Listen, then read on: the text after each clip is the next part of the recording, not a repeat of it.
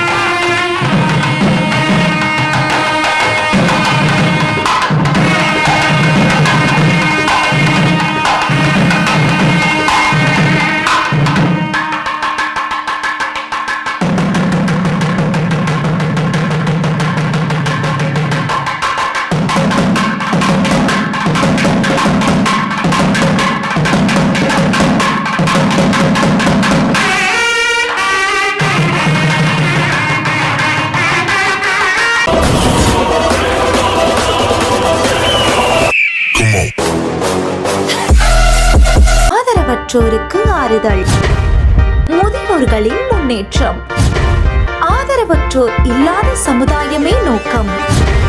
பல்வேறு சுப நிகழ்ச்சிகளுக்கு ஆதரவற்றோருக்கு அன்னம் வழங்க வேண்டும் என்றால் கொஞ்சம் இங்கேயும் கருணை காட்டுங்கள்.